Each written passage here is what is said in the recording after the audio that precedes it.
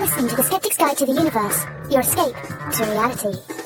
Hello and welcome to The Skeptic's Guide to the Universe. Today is Tuesday, July 26, 2022, and this is your host, Stephen Novella. Joining me this week are Bob Novella. Hey, everybody. Kara Santamaria. Hi. Jay Novella. Hey, guys. And Evan Bernstein. Good evening, folks. Kara, you're back full-time this week. We did a whole episode. She's back. Full time. Yeah. Let's see if I don't fall asleep in the middle. I'm going to work real hard at it. Yeah. So, I didn't have a chance to mention last week, but last Tuesday, actually, a week ago before we were recording this, I wrapped the audio version of our next book, The Skeptic's Guide to the Future. Awesome, man. What's your wrap it in?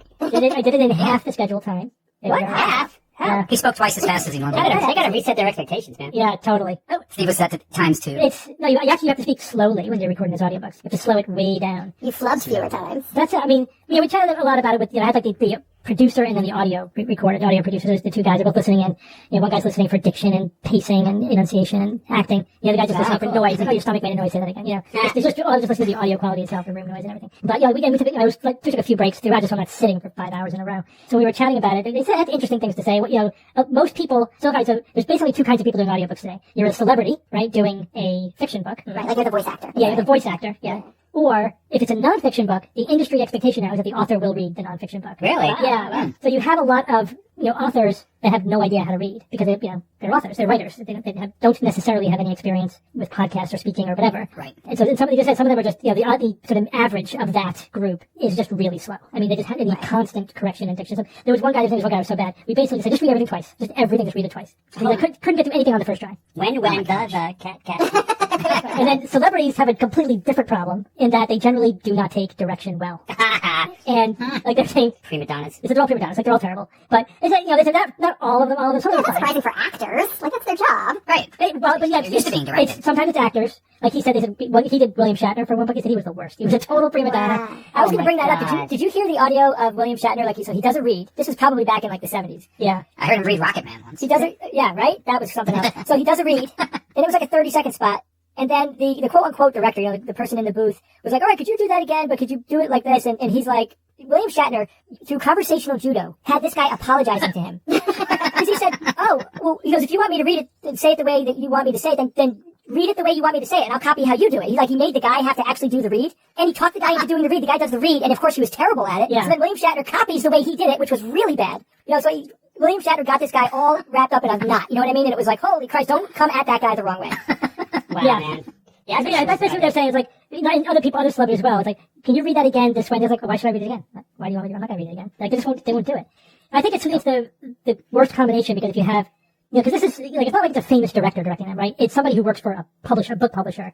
You know what I mean? He may know, they're professionals, they know what they're doing in terms of producing an audiobook, but they're not the kind of person that a Hollywood actor might recognize and respect, so they were just not taking direction well. The sweet spot were professionals who weren't famous. And that's kind of where I fall in. Like, I have a lot of experience speaking, but I'm not famous or anything. I'm not a prima donna. So they were saying, they're just trying to make you sound the best you can. That's their job, right? Is to make your book the best it can possibly be. Right. So why wouldn't you listen to everything they have to say? It's not like it's a contest or something. I don't know. It is a little weird. They're not auditioning to get the job or something. They got it. Why not take the professional advice? Yeah, I guess they just didn't respect the fact that they knew what they were doing.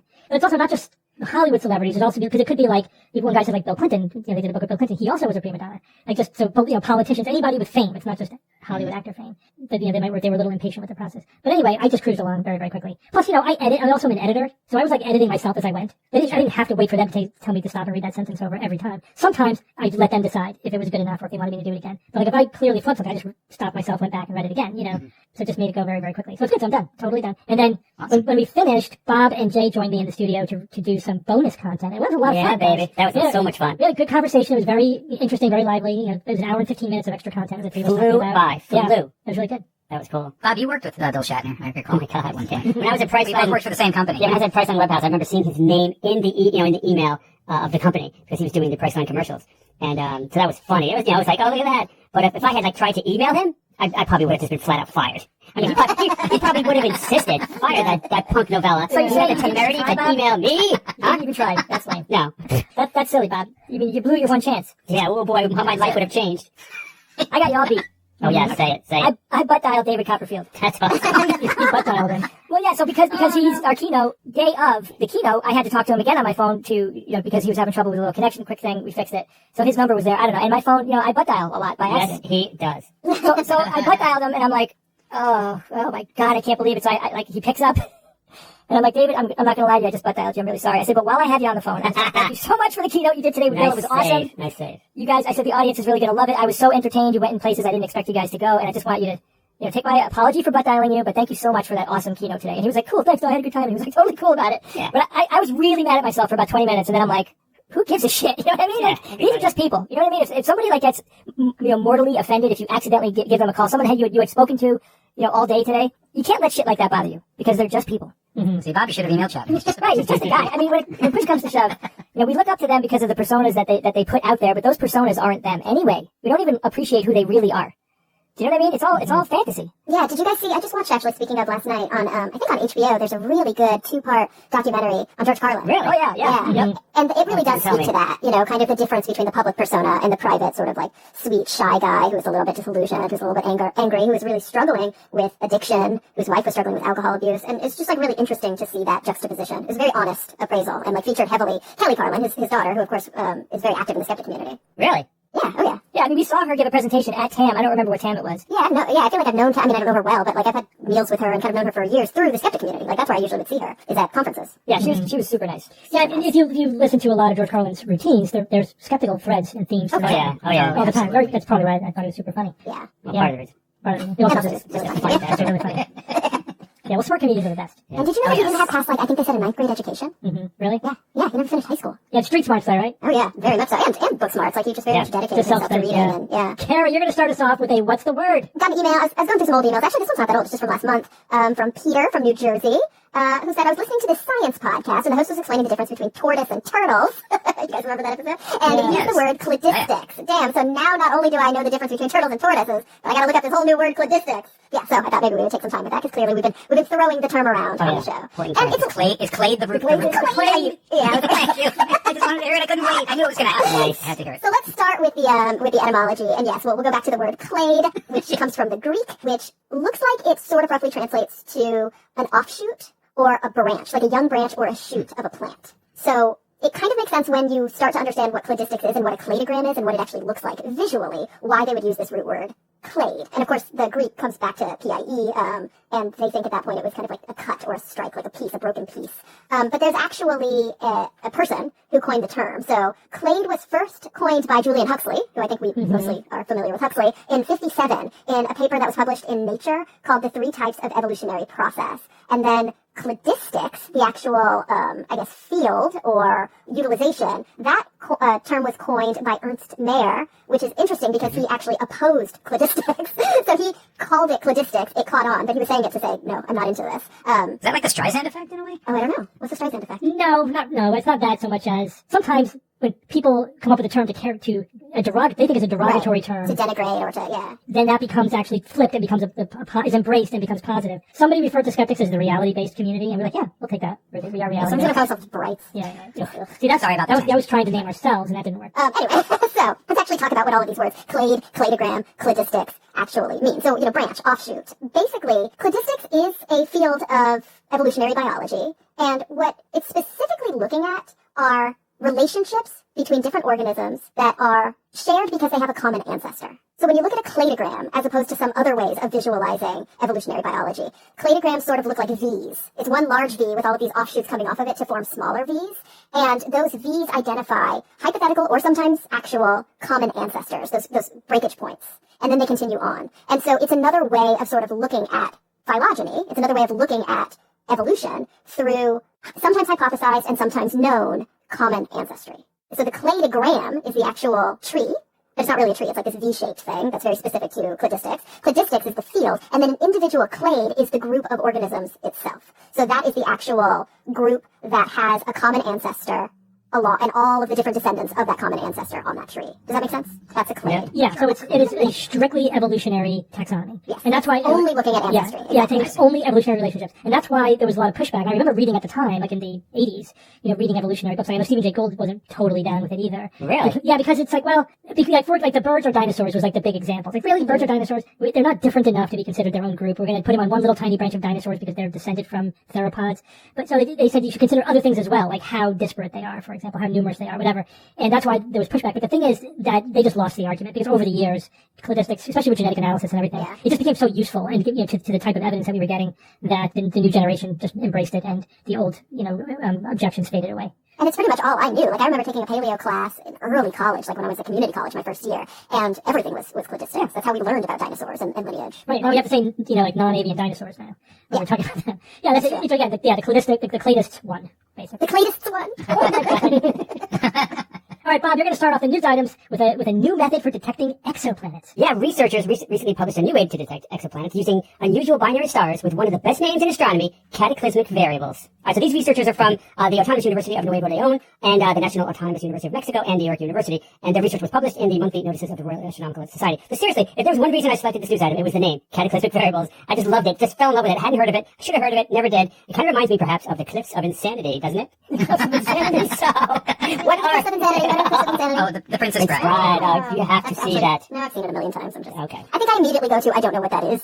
You guys read it. That's a good first assumption. It's most things we correct with our obscure references. So what are these cataclysmic Cliffs of Insanity variables? Broadly, they're binary stars where one is a white dwarf star, like what our star will become, siphoning hydrogen off of a close donor star, usually a red dwarf. So it's so close that the white dwarf star can actually distort the shape of its companion gravitationally.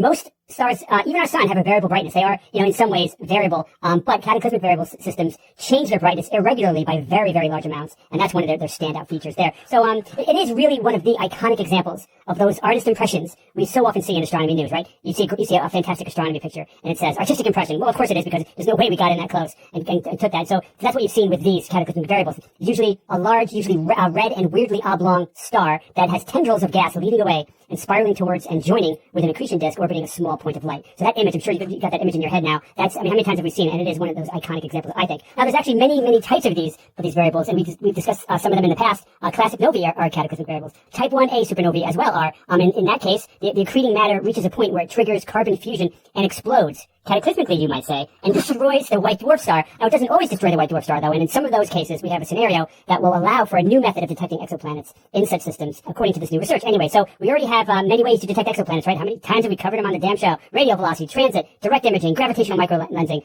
astrometry, and there's even more obscure methods. Many, look it up on Wikipedia, be like, oh man, look at all of these methods. But those are the primaries. Now, the transit method has by far been the most productive. It's, 70, 80%. It's like the vast majority has been the transit method, which watches the dip in light as a planet crosses in front of its sun from our point of view. But what if the exoplanet doesn't cross in front of its star from our point of view?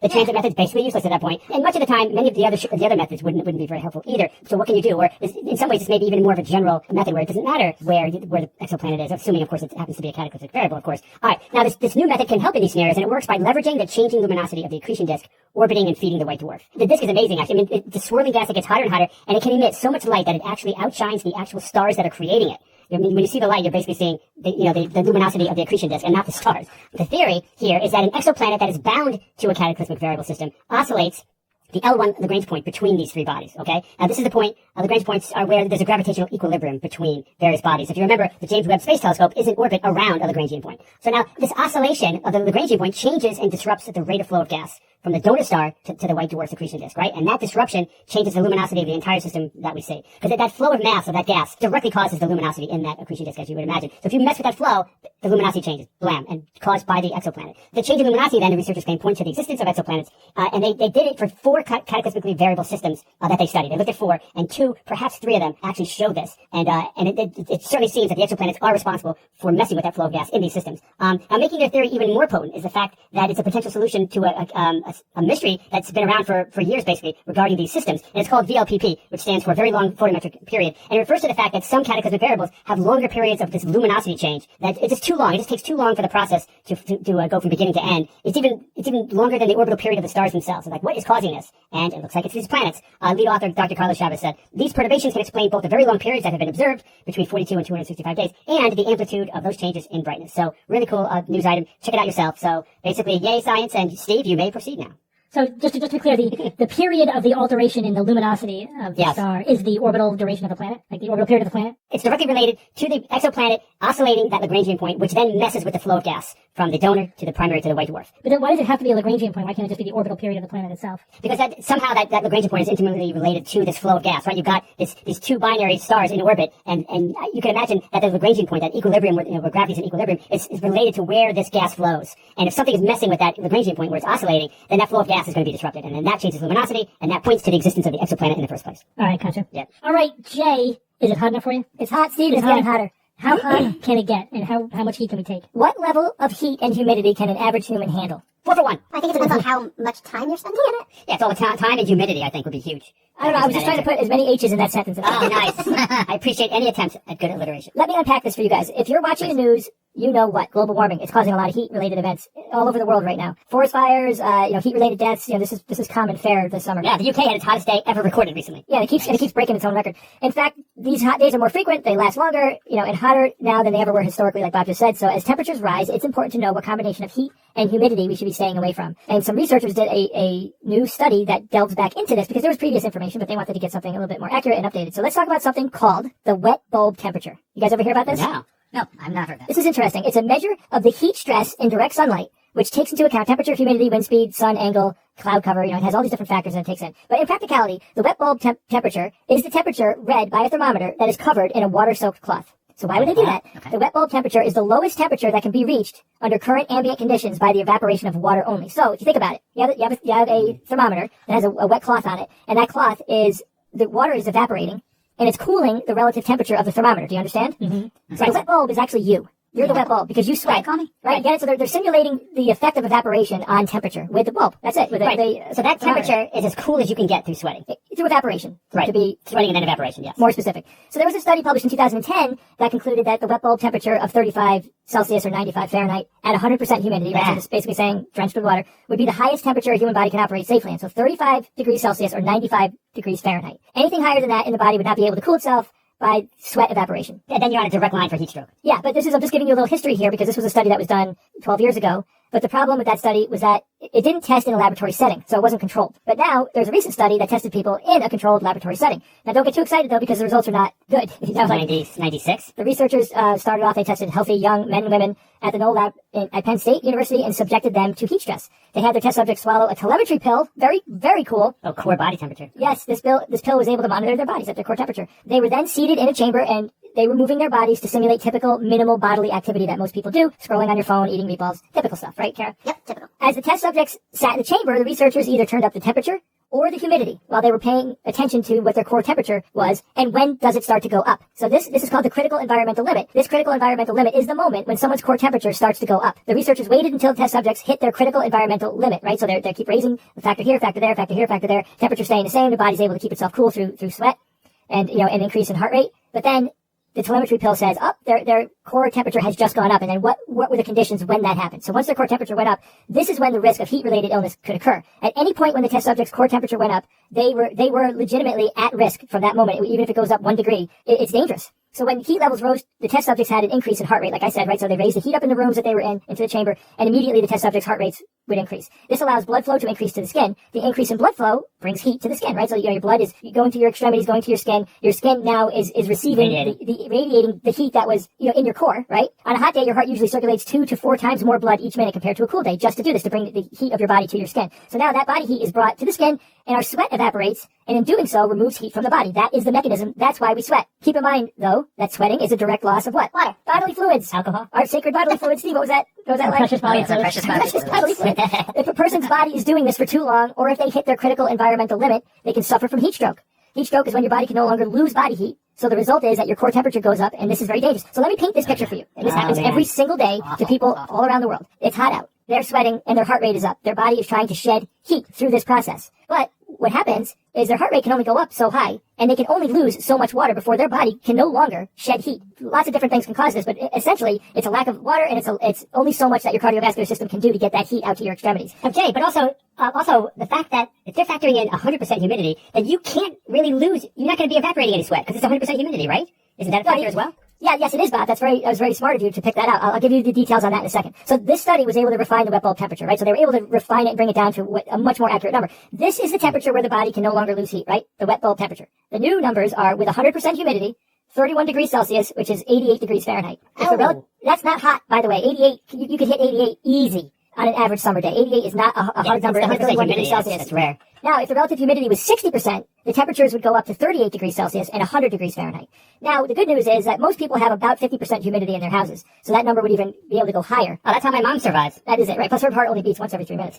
So do you guys know why it's harder to stay cool with higher humidity, by the way? Evaporation, short-circuited. Yeah, because it's harder for the water to evaporate. It's fast, and you need it to do that. And there is a mathematical formula of the amount of sweat that evaporates and the temperature of your skin and how much heat is going to be whisked off of you. The troubling news is that heat waves around the world right now are at or above these new temperatures of the wet bulb temperature that I told you, 31 degrees Celsius or 88 degrees Fahrenheit. There's a limit to how much any person can sweat, right? Because they're limited by their hydration. The danger level temperatures I told you don't mean that you're perfectly safe at those temperatures. You shouldn't feel safe going out into an 88 degree day without being hydrated, and you have to be in good health. The danger level temperature I told you doesn't mean that you're safe in those temperatures in 31 degrees Celsius or 88 degrees Fahrenheit. In fact, you're really not in a good position if that's what the temperature is out.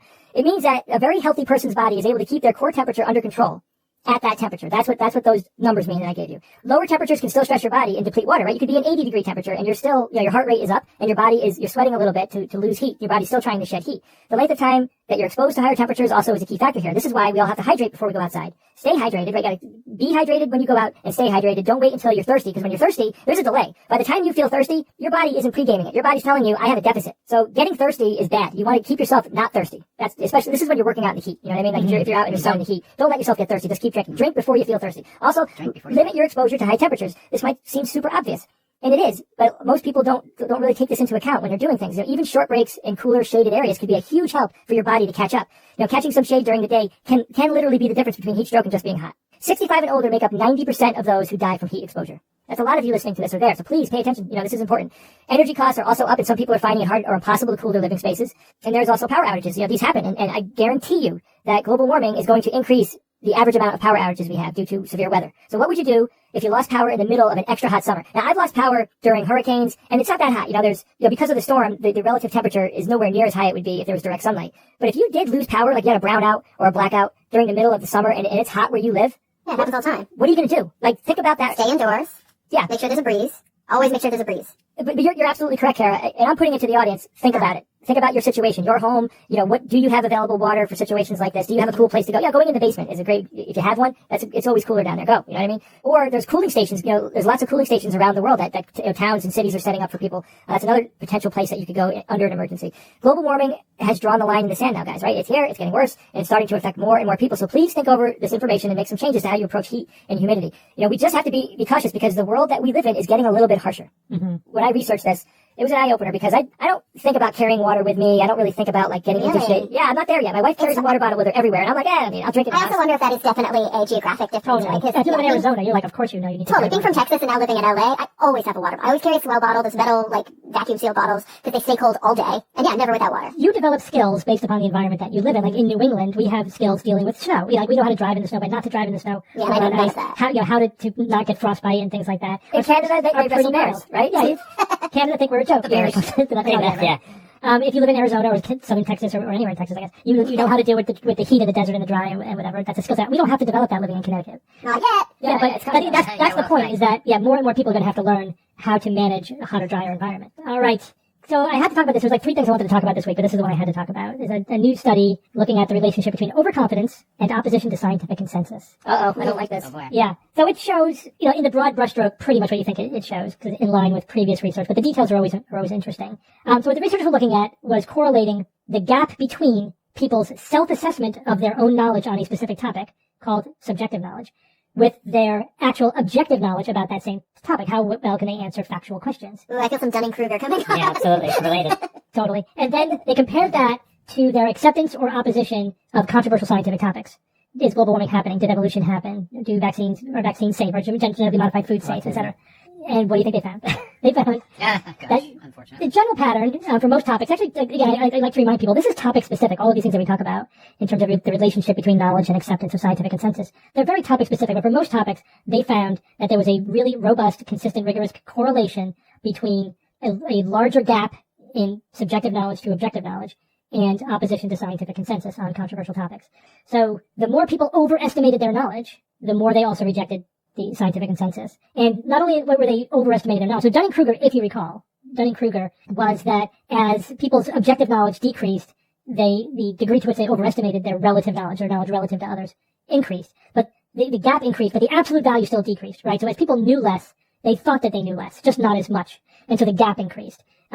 Right? That's Dunning-Kruger. But I think it was first demonstrated with genetically modified food, a study looking at that topic, where the people who had lower knowledge actually thought they knew objectively more.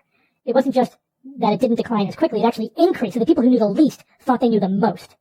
Right? They were like, yes, I know more than 95% of the population, and they were in the fifth percentile.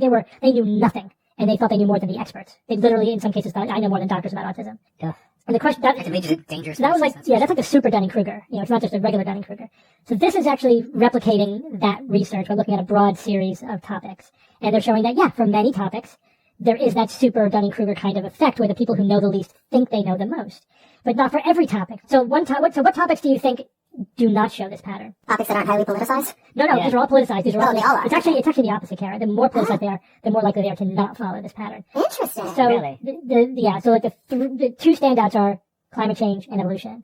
And so what might those have in common that would make them fall into a different pattern? Compared to what? Sorry, what were the other topics? I just want to kind of... So vaccines and autism and GM food, like the two where it holds up very well. So again, one way you could think about it is that this was showing us what the effect is, but not why the effect exists, right? Right. So it shows that people who are overconfident tend to reject mainstream science more. But it doesn't tell us why. And so we could think about the why, and I do think that will illuminate why some topics are different than others.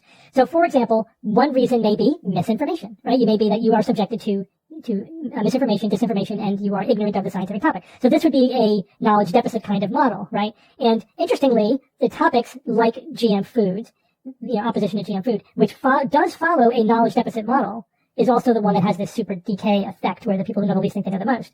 With climate change, the climate change deniers don't have a knowledge deficit problem. That is not the issue. They can sling the facts as well as anyone, even the defenders of the scientific consensus. Now, of course, this makes them think that they're right, and they'll say, see, that's why it's not a knowledge deficit problem, because climate change is wrong, and we're right. But what it could be is that those are the issues that are the most political, and not just political, but really related to identity and ideology. One factor that the authors speculated is playing a role here, and the other research as well, it's not a new idea, is the idea of cultural knowledge, right? That they have a set of information that they believe because it is tied to their cultural identity. So if you are a fundamentalist Christian, you are raised in a subculture denying evolution, and you are filled with a lot of facts that you believe to be true, but they're all either wrong or distorted or biased or whatever. You are living in a narrative that is well developed and very robust, but is completely wrong. That will give you overconfidence, right? Because you are filled with a lot of facts. You think you know what you're talking about. But I thought these people were less overconfident. Yeah, but you may actually know facts about the topic, but it doesn't matter because it's motivated reasoning, right? Like people who deny climate change actually do know a lot of facts, and they can cite a lot of studies. And in fact, some of them have very detailed knowledge, but it's all couched in motivated reasoning that they are using in a dedicated way to deny climate change, right? And also because they're being handed narratives that are well crafted by experts, and by either cherry-picked scientists or by sophisticated PR campaigns, that have been honing their message over decades. So basically, they have a motivated view, Yeah. but they still have access to reality. Yes. And that reality is like still kind of seeping its way in. So they have facts, but they're overwhelmed with motivated reasoning because the particular denial is tied to their cultural identity or their ideological identity. Whereas people who deny the scientific consensus on the safety of GM foods, it's not part of their identity. They're just full of misinformation. And I when think for some people it is. yeah, but that's the minority though. And I guess that's my majority, but you're probably right. But I feel like most of the people who I know who are like super anti-GM, that is their identity. They're all medicine advocates. They're super scared and anti-big ag. They're super scared and anti-big pharma, big med. Like they have these very, very identity-driven views. I agree, but with that issue, they are, I think, a minority of the totality of people who are afraid of GM foods. And when you look at people, if you select people based upon, like just answering a survey, I think that GM foods are not safe. They're not all the true believer, crushy, new ager people that you're talking about. In fact, rejection of GM foods is bipartisan. It doesn't even really hew to one political ideology or one political party, because people find reasons to do it. Like they're afraid of GM foods. If you're on the left, you say it's because you're anti-corporate. If you're on the right, it's because you're anti-government regulation. You don't trust the government to keep them safe. But I also wonder how much of it is truly because when it comes to vaccines, it's a personal choice to get a vaccine. When it comes to GM foods, it's a personal choice to eat those foods or to feed those foods to your children. There's this kind of precautionary principle at work with a lot of individuals that isn't there when we're talking about evolution or even climate change. Because that's kind of eschatological. It's vaguely affecting all of humanity, but not me personally. Like less control about our choices. Yeah, it shows how multidimensional these belief systems are. You could think about them so many different ways. Like I don't know that this is the answer. This is just something that's different about them. But it is true that vaccine denial is nonpartisan. GMO food opposition is nonpartisan. and those tend to be similar in terms of this super decay, and those people can be, some of them can be brought around, and nothing's 100%, let's say everybody can, but you can move the needle with facts. Some of them can be convinced by facts, whereas if you look at evolution denial and climate change denial, they are super ideological, super political, You're right. and they And it's so obvious you that they're wrong. you cannot correct them by giving them the information, because that's not the problem in the first place. Lack of They're information. almost like religious views at that Yes, point. well, in one case, it is a religious view, and in terms of evolution denial, it is 100% a religious view. And with climate change denial, it is just it is political identity, and those two things, climate change denial and evolution denial, tend to go hand in hand in a lot of Of course, individuals. yeah. So it is pseudo-religious. Lisa correlates very well with it. I'm curious to see what you think about the idea of, like, when we talk about pseudoscience in kind of its most classical term, like pseudoscience, but then we can talk about science denial or science distrust as having a kernel of truth in it and taking it too far. And I wonder sometimes with the people who are anti-vax, anti-GM, it's because they have a sort of prudent paranoia that's become imprudent over time. It's kind of run away from them. So there's a caution that has become extreme. I don't think that's the pathway. It might be in some people. I think we tend to choose positions based upon our instincts, and those instincts are complicated, right? They have a lot of parts to it, and then we backfill a justification. We rationalize our instincts. And so what you're talking about, I think, are people like something doesn't feel right about GM food, and then they justify that feeling with the precautionary principle or distrust of big corporations, or I don't think we should be patenting life. But these are not coherent opinions that evolved organically, ironically, from the facts, right? These are just backfilling their gut instincts. And I think that's what you're seeing with the crunchy, crowd, whereas their instincts are natural and anti-corporate and all of this. And that's why they just doesn't, like, nuclear power doesn't feel right to them. And, Right, but I think we can also kind of minimize it. I mean, I know a fair amount of people who, like, they have come to these conclusions and they personally believe that they have done legitimate, deep research on these topics. Like, it's misguided, but this isn't just I don't know, I buy organic because it feels like it's healthier. Like, they will sit and have a deep conversation with you about their belief system and how it evolved over time and what they've read and why they believe these things to be true. And they don't feel arbitrary. They feel intentional. Yeah, but again, I think you're talking about one end of the spectrum. Yeah, I think you're right. I talk to people all across the spectrum, and there are a lot of people who they don't really have an identity that is significantly tied to this. They're just like, I just hear bad things about it, and they can't even tell you what it stands for. and it triggers just an uncomfortable feeling. And those are the people that are easy to bring around. The people who are like activists, like this is part of their core worldview. They are much more entrenched, and that subgroup, I think behaves differently. I would like to see research that tries to tease apart different subgroups within, like, the anti-GMO crowd. But every study I've seen just treats it all as one homogenous group, which it absolutely isn't. And then they're just making statistical statements about that one group, treating it as if it were homogenous, because they check the box saying, I don't trust GM food, on a survey. And so, and the reason why you can convince some of them with information is because there was a light to denial in the first place based upon misinformation that can be corrected, or based upon their own misunderstanding. Whereas, with any of these topics, you can have true believers who have a deep, rich belief system that's just massively biased through some thick ideological lens that they can't even really perceive. Absolutely. Yeah, so I think there are subgroups within all of these things as well, which is interesting. And this is, because I write blogs every day and I get engaged in the comments, you see the full range. And then all the way to people that are, it's like indistinguishable from corporate shills. Whenever I write about climate change, there are people in the comments like, I cannot tell if this person is a paid shill for the oil industry, or if they just are somebody who came to believe all of the propaganda and talking points because that's the media ecosystem in which they live. So it could be cultural knowledge, it could be, intellectually dishonest, it could just be all ideological, it could just be all misinformation. Maybe they're trying to be skeptical and they think this is what it means to be skeptical and they're just wrong. It could be all of those things for different people. And then, as I think we pointed out before, there's another layer here, which is cognitive style, right? So then there are people who are intuitive thinkers versus analytical thinkers. There are people who are opportunistic conspiracy theorists and people who are dedicated conspiracy theorists. For them, it's about the conspiracy, and they believe any conspiracy. Other people only believe like the one or two that support their ideology, and then generally don't believe the other conspiracies. So there's multiple layers interacting at the same time here, and we're just kind of at this level, the research at the level where we're just looking at these things in the aggregate and looking at maybe the dominant effect for these different topics, but not really parsing out all the different factors that go into it. Not that there are studies looking at the relationship of the cognitive styles as well, but it's hard to pull it all together, like to do it all at once in one study. You can't really, you're only kind of looking at it from one angle at a time. Yeah. Which is challenging. Yeah, people are complicated. That's the bottom line. So what does this mean for us? Again, one is humility is the cornerstone of scientific skepticism, as always, right? Humility would solve a lot of these problems. And it doesn't mean that the experts are always right, but if you disagree with people who know more than you, that should at least give you massive pause. If the people who are the experts, have a strong consensus and they're saying, yes, this is what we think. The planet is warming because industry is putting CO2 into the atmosphere. It's clearly happening. And if you disagree with them, you either better be an expert yourself, you better have a good reason, and that reason's probably not good enough, because if you don't have a deep level of technical knowledge, you simply can't play with the big boys. I'm sorry, but that's just the way it is. Again, it's hard to get people to understand this if they don't have a reasonable level of expertise in anything, but most people have at least above average knowledge in something, right? So what do you think you know more about than other people? Like, what's the thing you know the most about and compare your knowledge to the average person or the media or how it's portrayed on television or whatever, right? Nobody else, would you accept the opinion of somebody who like has that sort of casual media derived knowledge level about this thing that you know a lot about? Would you respect their opinions? Are their opinions hopelessly childish and naive? Well, that's the way you are about every other topic in the world. Right. And it's so Yeah. interesting that there are certain topics where Yeah. people really love to be armchair experts. Yeah. Some more than others, right? Yeah. Yeah. Totally. But you'll find somebody who's willing to be an armchair skeptic about anything, even quantum mechanics. No, seriously, we've got the quantum quackery. They think, oh yeah, the observer effect. You don't know what the hell you're talking about. Just be quiet. But that's, and then, of course, in social media, 99.9% of the conversations are happening among non-experts.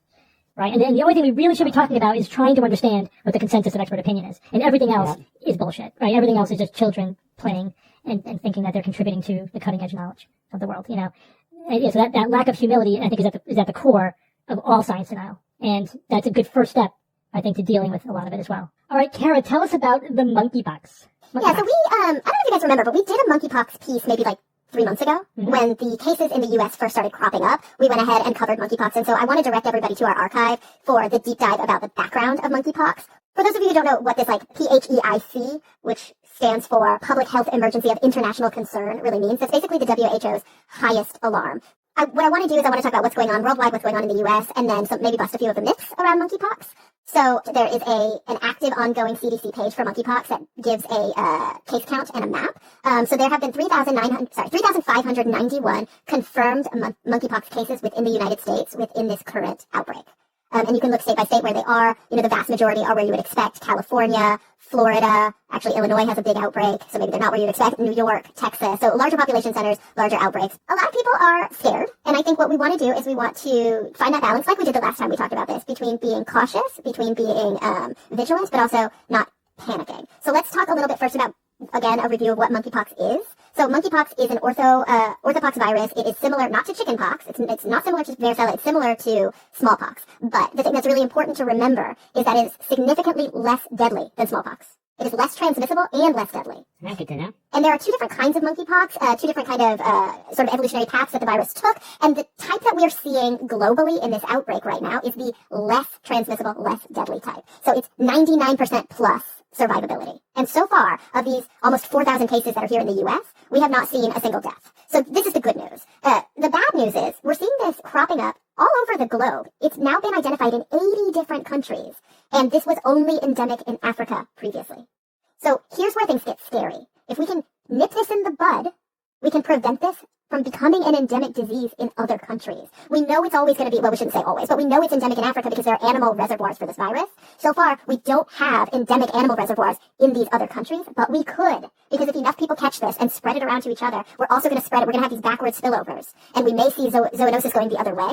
And if that happens, there may be this continuing reservoir that exists in nature. So we will constantly have spillover events and people will constantly get sick with this virus. We don't want that to happen. We really don't want that to happen. So that's one thing to be really mindful of, and it's one of the reasons why it's so important to get out in front of this. Obviously, we're concerned about health and human safety.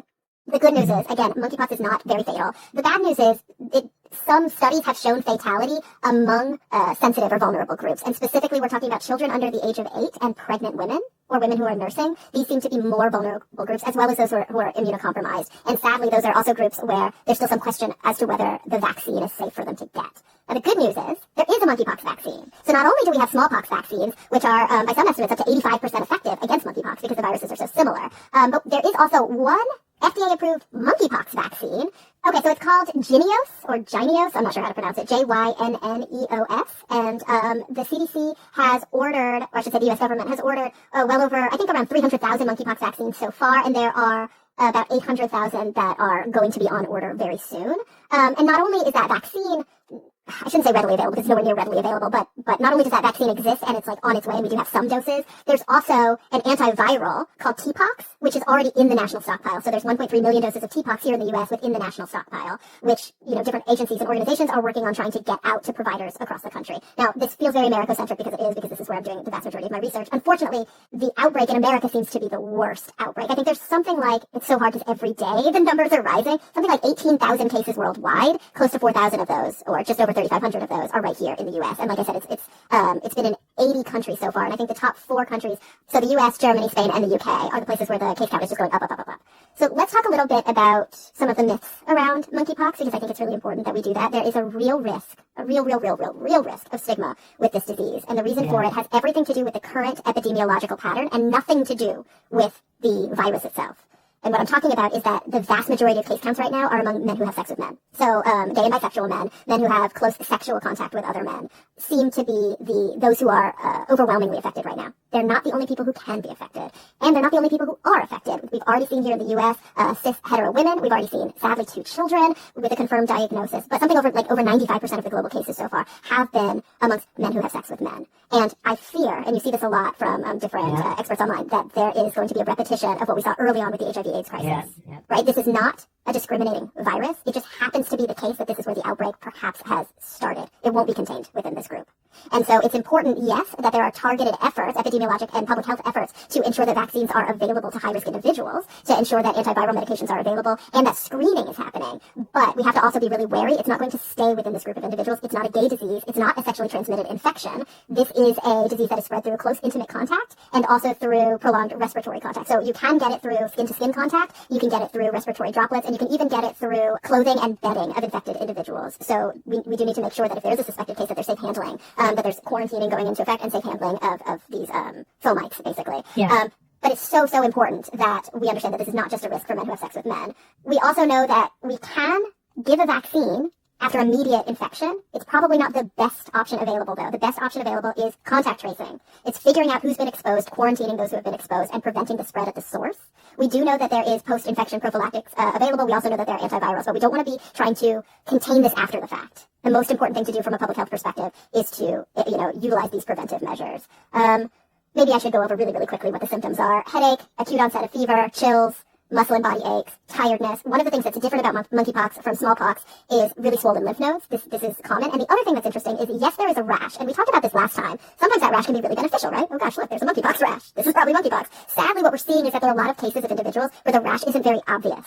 So they might only have one lesion, and that lesion may be in the mouth, or it may be around the genitals, or it may be around the anus, and sadly, it's co-occurring very often with STI infections. Yeah, so it might look like syphilis. It might look like another STI, and so it's really important that we don't minimize the risk of monkeypox in this sort of abnormal presentation, because not everybody gets the pox, the scabbing lesions that happen all over the entire body. I think it's also important to note that the rash, or the actual course of the infection itself, it usually lasts from 3 to 4 weeks. It usually will resolve on its own. So in healthy individuals with strong immune systems, the best course of action is quarantine. Limit the spread, get better on your own. But there are drugs available for individuals who don't have healthy immune systems, for individuals who do have more severe cases, and of course for individuals who are of great risk. At this point, we're talking about men who have sex with men and healthcare providers who are at risk of catching this disease, but of course those targeted groups will likely change if we don't kind of manage this outbreak. Now, a few things also to remember: we're not calling this an epidemic. It's definitely not a pandemic, and it is not the same as COVID. And I think we all have a lot of fear, and we all have a lot of concern because of what we just went through with COVID. Like, oh God, not monkeypox, not now. There's a good chance this won't be anything like COVID. It's a completely different virus. It's a DNA virus, first of all, so it doesn't spread the same way. It doesn't evolve the same way. Also, this is a disease we've known about for over 50 years. We've had vaccines available. We've had these antivirals available. This is not a novel virus. What we do need to have learned, and sadly we're not really doing the best job quite yet, what we should have learned from COVID is how quick our response needs to be for containment, how organized and how quick it needs to be. That is one thing we can learn from COVID. But I think it's really dangerous to try to view this as though it's the same thing as COVID, because it's a completely different disease. Yeah, it's very different. Completely different transmissibility, completely different mortality and morbidity. And so for that reason, I would say don't panic.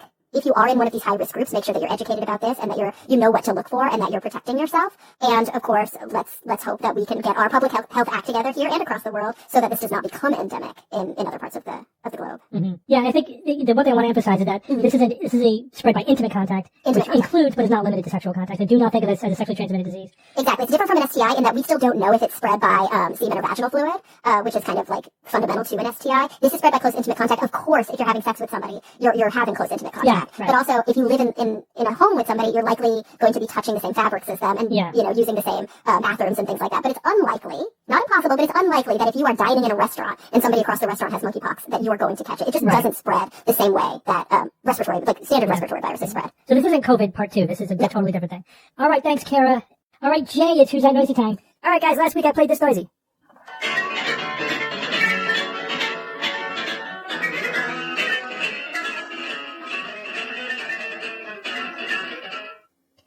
I mean, I know there's something very recognizable there, right? What are you hearing, guys? I hear Calliope playing jazz music almost, in a way. It's like it's almost a song, but it's sloppy and there's something wrong with it. That's interesting. I guess my brain is so primed that I pretty clearly hear exactly what it is, what song it is. I got a lot of dead-on correct guesses this week, so I don't have that many like completely off the rails guesses here, but there is something very interesting to talk about.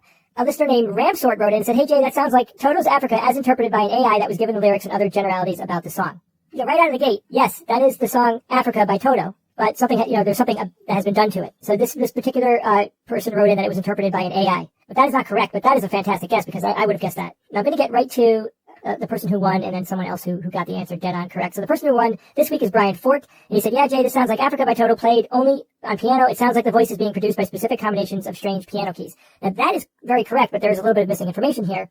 So another listener named Kier Nathan said, "Hi, I'm thinking this week's Noisy is a MIDI piano file of Toto's Africa." Whoa. Oh. So what has happened is they've taken the song Africa by Toto and they have imported it into the MIDI format. So it went from MP3 to MIDI. Mm-hmm. And the computer hears everything that's happening and translates that into MIDI sounds, right? On a piano. That was the only instrument that the programmer allowed to create the music was a piano in MIDI. So now when you turn that back into an MP3 and you play it back, you're hearing an interpretation of that song only executed on a piano. Do you understand now? Yeah. Mm-hmm. Yes. All right, so let me play it to you. Let me help prime everybody that's listening to this by playing the exact clip, right? It's the same exact segment of song, but it's the original. You'll recognize this, or most of you will.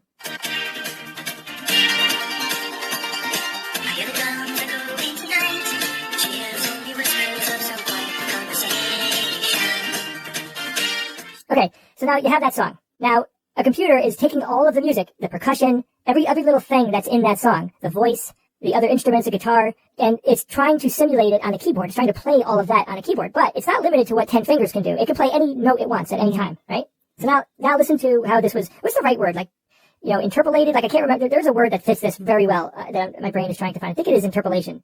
Transposed? Transposing? Yeah, transposing. Manipulation? Yeah, maybe. So here it is, completely executed on a piano.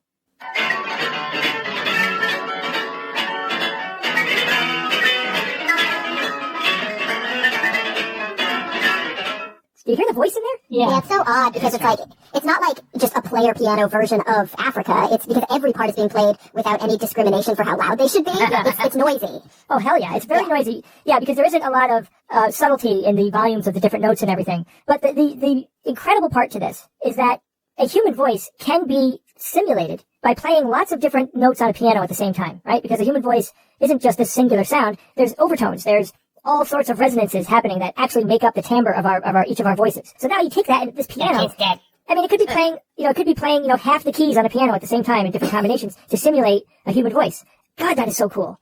That is so interesting that instrument could somehow, you could hear a voice in there. I can't really. I don't think it sounded like a voice. I think, well, Kara, if I played a version of this, of a song that you knew well, yeah, where you recognize the lyrics and the melody instantly. I know Africa. I love that song. Now, hold on now. Replay it again. Listen again. Get your ears involved. Yeah.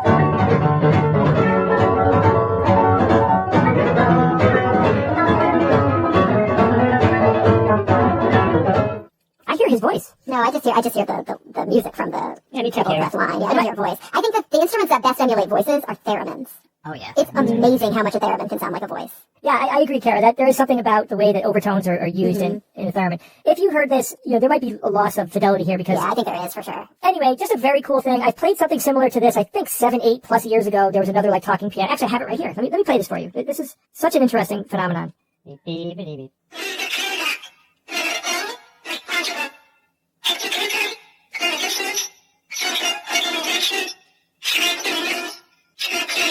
You hear that? That absolutely sounds I can like a hear voice. it. Yeah, I can hear it. Yeah, It sounds like a creepy, distorted, ghost voice, but it definitely sounds like a Yeah, voice. there's no music being played. It is just trying to do a human voice. And if when you hear that, it's unbelievable what's happening on the instrument. I watched a video that shows you all the keys that are being played and they're being drummed on. You know what I mean? It's not just like someone going blah playing a chord on a piano. There is a lot of rhythm in there to help simulate the human voice. Fascinating, just incredible. What you could do with a piano. So anyway, very cool, Noisy. One of my all-time favorites, sent in by Marcel Jansens. Jansens. Jansens. I have a new Noisy for you guys. This one was sent in by a listener named Melissa Rockhill. 128 is AOS. Oh, how's it going? Want to get me this thing? Oh, yeah. Look at that's what I'm going to get. No, it looks like it on free. But remember now, you have to get that S stuff probably off 22, maybe not. Well, at the same time, Infinity and a Zoom deep thing. You can take your good. You can zoom with that thing all the way in and take it to the boat. That is right. Okay, the answer can't be men talking. Like, you have to give me the context. Tell me exactly who, what, where, when on this one. So guys, if you enjoyed Who's That Noisy this week and you want to help, you could send me some cool noises that you hear in your life or you find on the web. Or if you want to try to answer this week's Who's That Noisy, you can email me at wtn@theskepticsguide.org. Steve, we are so close to Nexus. It's coming up like a freight train. As we record this, we are a week and a half away. I'm very excited about this year because we have a very interesting topic. It's called Navigating the Misinformation Apocalypse. We're going to have people talking about lots of different things about how we as consumers have to digest misinformation that is being hurled at us at near light speeds on a daily basis. Lots of different speakers talking about this topic and from very, very different angles. We have a keynote with Bill Nye and David Copperfield. The two of them have a very interesting conversation about lots of different things, but they do talk about misinformation. They talk about their own experiences with misinformation, and they just really go into a lot of different places in their conversation. What a wonderful time we had recording that with them. So please do join us. You can go to necss.org to buy tickets and find out more information about the list of speakers that we have. So please do join us this year. All right, thanks, Jay. We're going to do one email this week. We had a few emails responding to Kara's discussion of her medical experience last week. Kara, I'm not going to read any individual, but just give basically the point was that we need to do a deeper dive on this whole idea of self-advocacy versus following the advice of your physician, especially when it comes to screening tests. That is a very complicated topic. But that's also a massive straw man, because I said multiple times to follow the advice of your physician. No, totally. Yeah, when I was editing it, I was paying very close attention to that. And you all said this is very anecdotal and blah, blah, blah. But and I am probably a very unique case, But having said that, it is an interesting topic in and of itself to do a deeper dive on, and this is a good enough reason to do it. The dilemma here is certainly there's a delicate balance, I think, is the bottom line. That you want to, as a patient, advocate for yourself. But advocating for yourself doesn't necessarily mean kibitzing your doctor's advice and the care that they're giving you or the recommendations that they're giving you. It absolutely doesn't mean that. Yeah, exactly. If anything, it means going above and beyond, like doing your own research on top of your doctor's advice. If anything, because so few people actually get advice from their physicians, and that's the sad thing. What do you mean by that? I'm not sure what you mean by that. There's two main topics that I think are important to push here. The first one is there's a fundamental difference between population level, epidemiological, randomized control trial, large kind of sample data, and individuals, if we were to look at, let's say, longitudinal information about one individual and follow them over time. And I think very often we make the mistake when we talk about science of saying that population level data is fundamentally science and individual anecdotes aren't science. But population level data is made up of individual anecdotes. And so yes, when we say the term, and I think it gets thrown around a lot in skeptical circles, the plural of anecdote is not data, it's true and false at the same time, because absolutely the plural of anecdote is data. That is what data is. It's a bunch of anecdotes compiled together systematically. But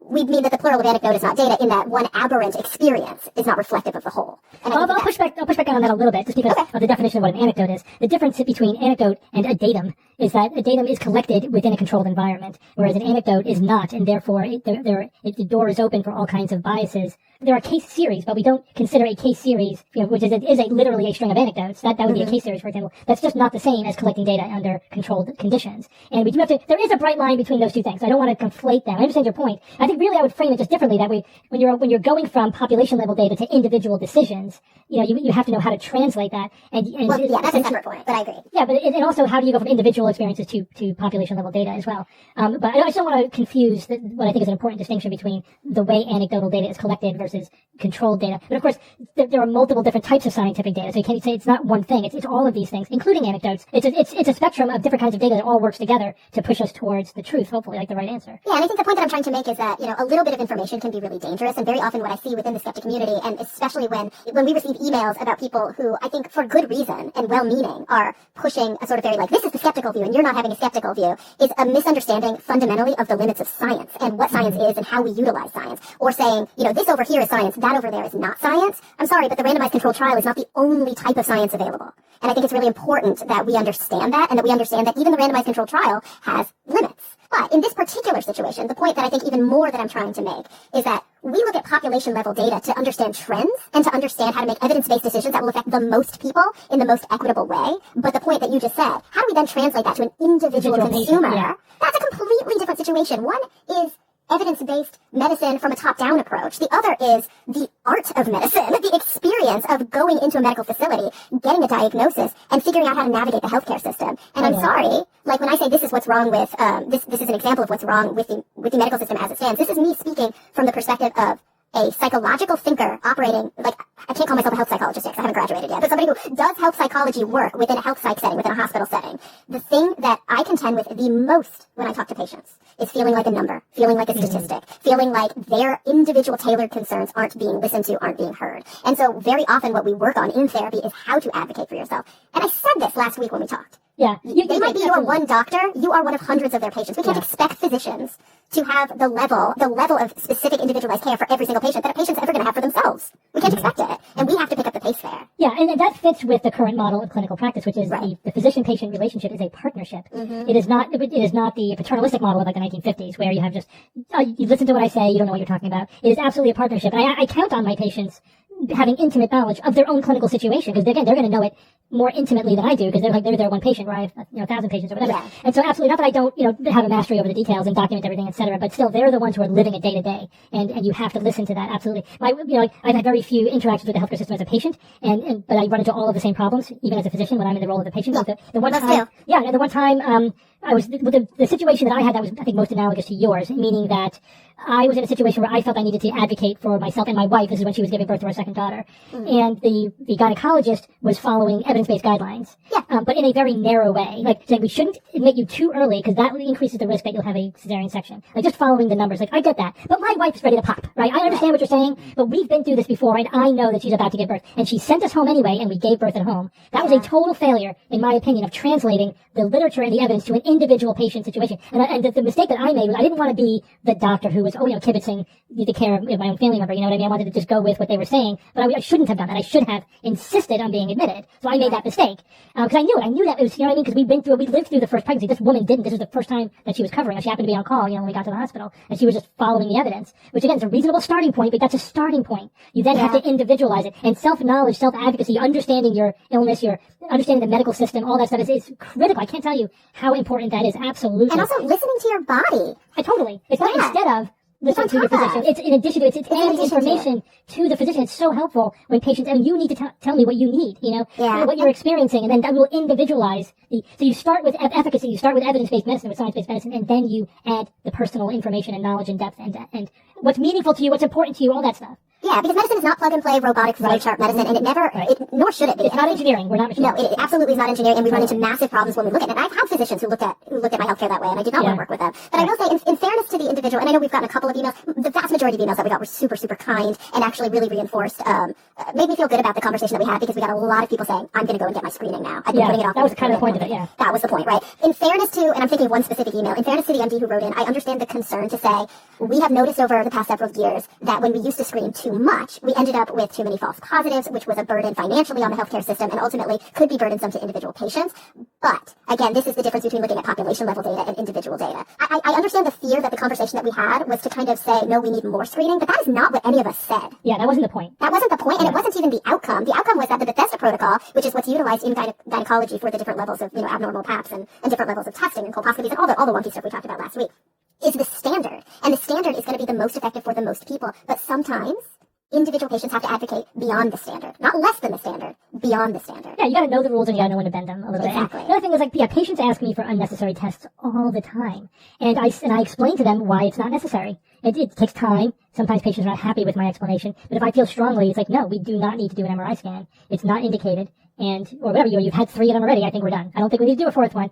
And that's fine, they're just anxious and they want to know, and they think that's the only positive things from doing that. And so they have to explain to them, actually, if you unnecessary screening can cause more harm, then good. And we can't do unnecessary screening. It's not a good idea. It's not good for you. But I made that decision for that individual patient at that individual time. I also think there's a cognitive bias that happens here where we remember the squeaky wheel patients more than patients who fell through the cracks and didn't get care. So it's brighter in the minds of physicians when somebody's asking for unnecessary tests as opposed to all the people who aren't getting the basic screens that they need. Yeah. That is a much larger problem in our society, yet we talk about it as if over-testing is what we're really grappling with here.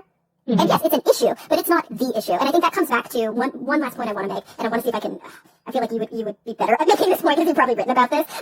But I recently watched a documentary about women who died during childbirth, specifically Black women who died during childbirth, and their surviving husbands advocating for changes to OB care, especially within the Black community. And one of the things that a physician at Harvard that they were talking to in the documentary pointed to was that the very statistics that help guide medical decision-making are often not causes, but outcomes of fundamentally patriarchal, racist, sexist practices within medicine. So when they say, well, Black women are this much more likely to have a C-section, so maybe we should try and just go for the C-section, what they're actually doing is perpetuating this negative feedback loop. It's not that there's anything about their Blackness that makes them need C-sections. It's that historically, they weren't given the opportunity to have vaginal birth. And so that starts to perpetuate and perpetuate and perpetuate. And I think we see this a lot when we look at pure statistics without understanding why we got to where we are.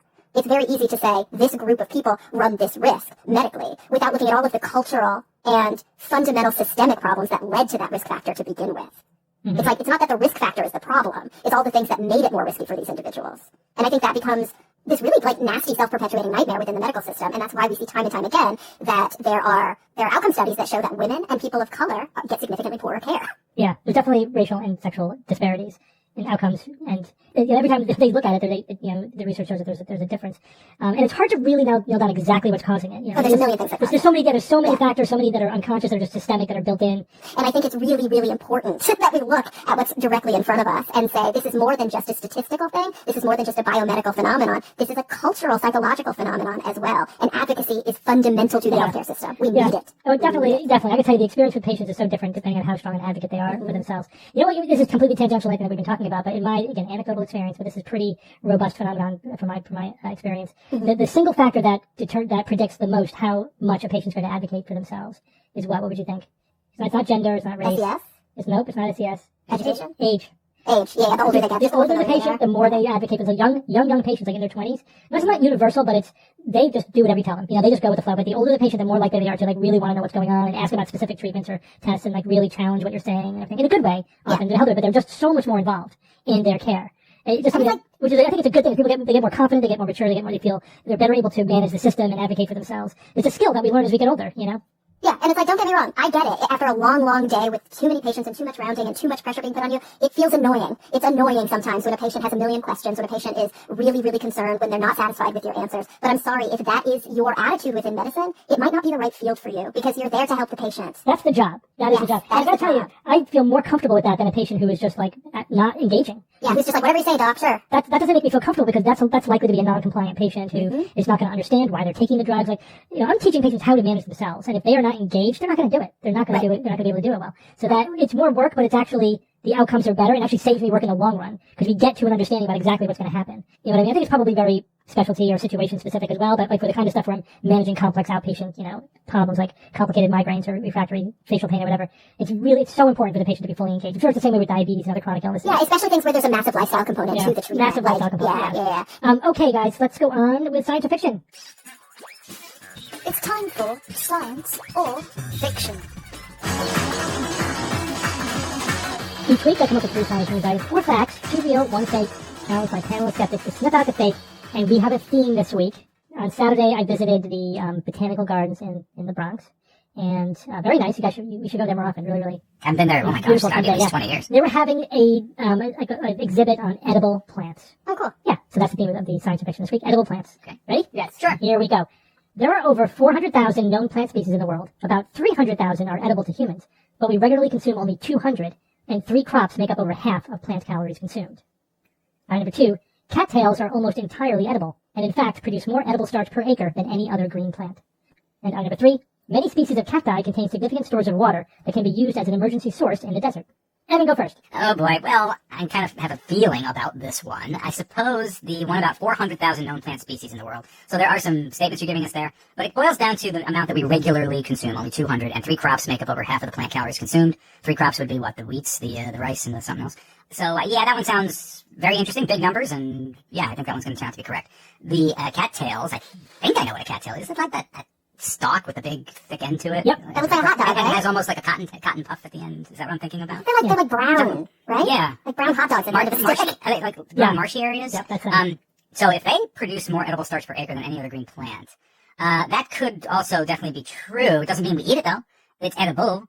And there's, a lot of swampland that, or that sort of environment in which we don't grow many of those 200 or so edible plants that you mentioned in the first one. So the fact that there's more edible starch per acre than any other green plant, I would tend to believe. But then the last one about the cacti, significant stores of water that can be used as an emergency source in the desert. Well, it sounds like that's sort of something we're sort of brought up, living, 6-year-old cartoon Wile E. Coyote in the desert in the cactus, sort of this preconceived notion about what exactly a cactus is and what it can do. And, I'm sure that's been exaggerated. The only thing I'm thinking, Steve, is that you might be throwing that one as the curveball, thinking that, we're relying on that. But the other 2 seem more correct than this one, so I have a feeling the cacti one is the fiction. All right, Bob. All right, so the 400,000 known plants, blah, blah, blah. Yeah, whatever, I guess. I mean, Cattails, though, what the hell? Cattails? I mean, I thought that corn was like the iconic, most edible starch per acre plant than anything. Is that considered a green plant? I don't know. That's pretty green to me. Not the corn itself, but the That's not what I was thinking, but okay. I suppose so. I guess you have to know what the definition of green plant is. I mean, the stalk is pretty substantial. I mean, much more so than a cattail. And then there's a cacti one. This one's so wishy-washy. Many species, significant stores. I mean, what do those words mean?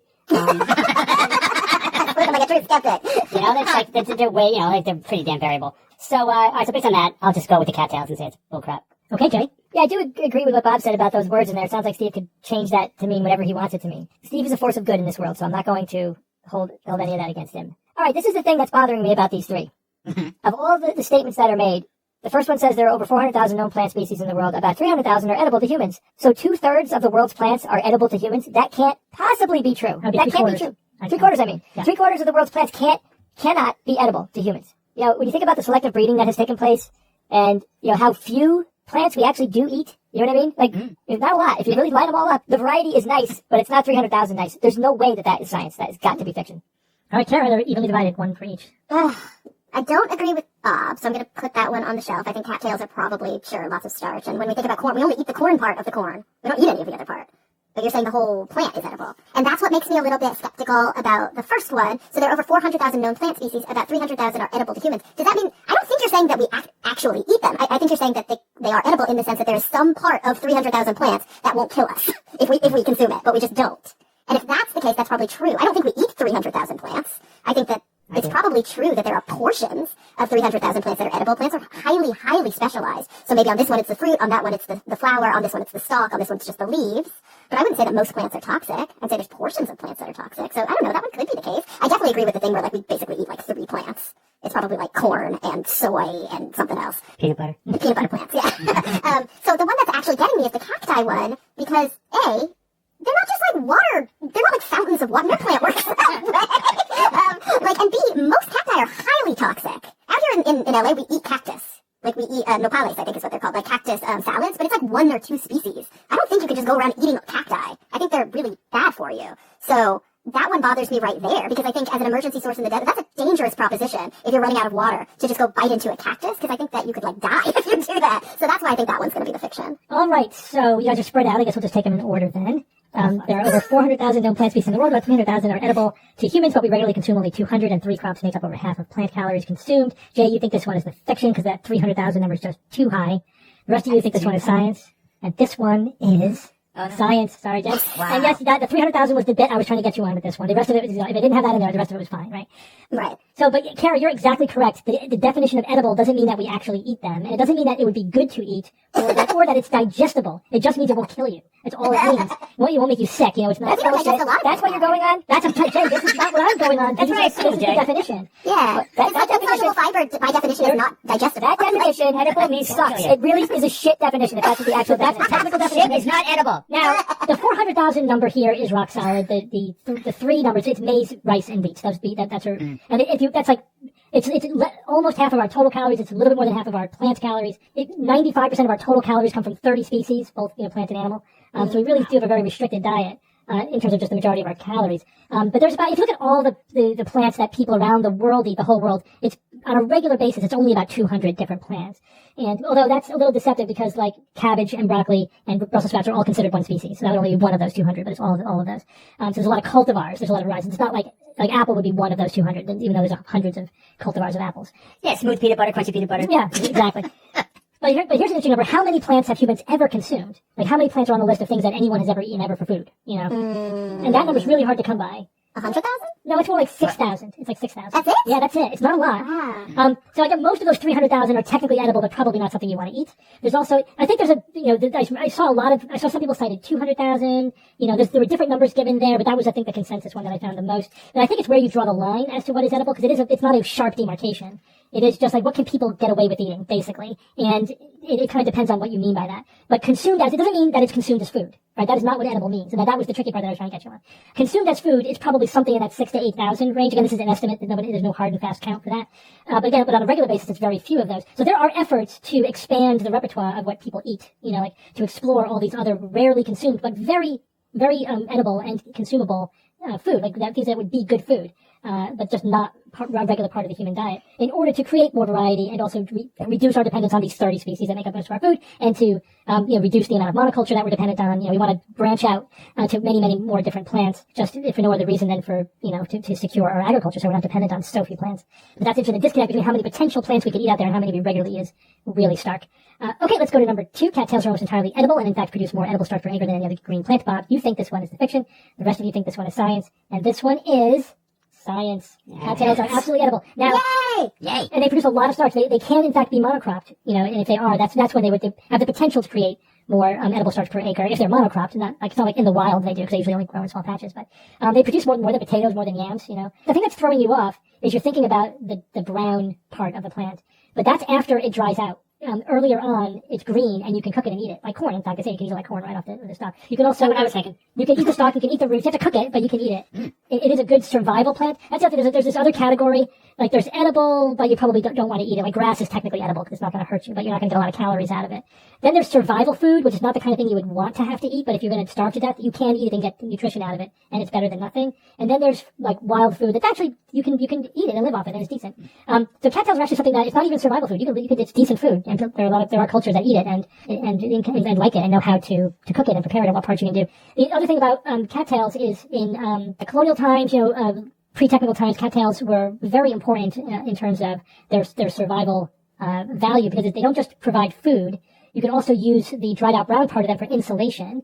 You can also use them to filter water. And in fact, that's what they do for the plant. The one caution is you shouldn't eat them if they're growing in toxic water, because that's what they do. They filter the toxins out of the water, so they might be concentrated in them, and so you wouldn't want it. You're going to eat whatever crap is in the water, so you don't want to do that. So you got to make sure. Do they taste good? Apparently they do. I mean, I've never had them. I'd like to try them now that I know that they're a thing. But apparently people eat them deliberately, because they if you know how to prepare them, like a lot of things, that they could actually be desired food stuff. Get those calories. To me, like a cattail looks more like food than, say, a artichoke. Yeah, looks like a corn dog. Looks like a corn Amazed dog. when I eat Artichoke, artichoke. everybody's not good. First guy. Yeah. And I think, in fact, part of the plant you would eat like an artichoke, where you would sort of pull the softer parts off of the more cellulosey parts that you don't digest very well. Again, but if you saw them in their green state, and you'd think, oh yeah, that looks more like food, than the brown stuff. You wouldn't even know it's a cattail, though, because the cattail has that, is always pictured with the brown thing. Right. That's true. You know what we called them when we were young? Do you guys remember this? The cattails? Punks. We called them cattails, but we also called them something else. Punks or lighting them? Punks. We called them punks. Yeah, I remember Because that. you could light them, and it's like a poor man's Roman candle. Like it's a firework, you could light it and it burns and it kind of sparkles. Wait, are fireworks called You punks? like Mr. Spock? Yeah. Oh, okay. So I remember we used to call them punks. Weird. They have a very distinct smell, too, when you burn them. Yeah. Yeah, it sounds They like could be, so they could also be used as a fuel source. They can be used to burn for fire, to filter water, for food, for insulation. So they had a lot of uses out on the frontier. Why are Okay, you doing this now? it could be. That's kind of the point of all this, that we could be availing ourselves of thousands of edible plants. Not just edible, but actually, digestible, consumable plants. But And we can modify but we're them not. with extra nutritional value and other things. Yeah, Oh my gosh. yeah. Okay, which means that many species of cacti contain significant stores of water that can be used as an emergency source in the desert is absolute fiction, and not because the words are wishy-washy, because this is absolutely incorrect. You cannot drink water from a cactus. They are toxic. They will make you sick. It's the exact last thing you should do if you're in the desert. If you are, dying of thirst in the desert, the last thing you want to do is eat the inside of a cactus. No matter how juicy it may seem to you, because it has alkali poison in it. It's going to fry your kidneys. It's going to stress out your kidneys, which are already stressed out by your dehydration. It's a complete TV media myth that you can just get the water from the cactus. It never happens. You can't do it. Rude. So I wanted to include that one partly for, don't believe what you see on TV about the cactus. They are not a source of water in the desert. If you are lost in the desert or abandoned or whatever, and it's hot out and you're running out of water, your best chance is Drink your pee. hunkering down in the shade somewhere and hoping you get found. If somebody knows somebody has a general idea where you are, you have to hope they come looking for you and find you. If nobody knows where you are, you're probably dead. If you're out of water in the middle of the desert, I guess you could just pick a direction, make a run for it, and hope for the best. But it's just you don't eat a cactus though. And Why are you in the middle of the desert? Go to the street. There's streets everywhere. Yeah. Find the street. One of the resources I read was saying, and when you think about it, why would the cactus do that? Like evolutionarily, because then animals would come eat it. Your water's precious in the desert. Why would you make your water accessible to anything that wants to come by and eat it? So of course they fill it with toxins, so no animals would eat it, including humans. It also doesn't even make sense. Like, it's a low water plant. It's not just some like vase of water. There's not enough water for it to be that way. I think it comes from the sort of magical, noble, savage mythology where we think of people of the land know all these secrets, and you have to show them doing amazing things. Like you're starving to death, and they just walk over and cut open a cactus and suck the juice out, and they're good. So they just make up stuff like that. You know what I mean? And so it just becomes part of the mythology, part of the narrative, but it's just not based on reality. Yikes. So that's actually You can't eat aloe though. Yeah, aloe is edible. Yeah, there's so there are some succulents, just not, there's 2 cacti that I think you can eat. Maybe, Yeah. but not that many. I didn't know this, but true cacti are native only to the Americas. Oh, cool. There's like 750 species, 749 of which are only found in the Americas. There's one cactus found in another country, like that's considered native, and it had to get there somewhere. It was probably at some point it was an accidental, like it was brought over there, it was contaminated or whatever. But because they evolved in the Americas and they're not native anywhere else. And there are cactus-like plants in other deserts, right? But they're not true cacti. They're not cladistically, right? Ooh. They're not Bringing in the cactus clade. Glade. Superficial Glade. cactus, right? All right. Well, good job, Evan and Kara. Yay! Yay. All right, Evan, give us a quote. The illiterates of the 21st century will not be those who cannot read and write, but those who cannot learn, unlearn, and relearn. Alvin Toffler. Who is he? Alvin Toffler, American writer, futurist, and businessman, known for his works discussing modern technologies, including the digital revolution and the communication revolution. And obviously, he was, prominent in the 20th century. Oh, his first major book about the future was called Future Shock in 1970. Oh, yeah, I know that book. Perhaps you read that. I did. I forgot the author's name, but I'm very familiar with that book, Future Shock. Yep. Worldwide bestseller. Yeah, cool. Yeah, I mean, that's totally true. I agree with that. Obviously, it's a little pithy, but the idea is that it's not just basic, reading and writing. So still, literacy, is basic literacy is still important, and not everybody has it, and that's still something that we need to fix. But even among the literate, they do separate out by access to information and also the ability to know how to consume information in a world flush with misinformation and disinformation.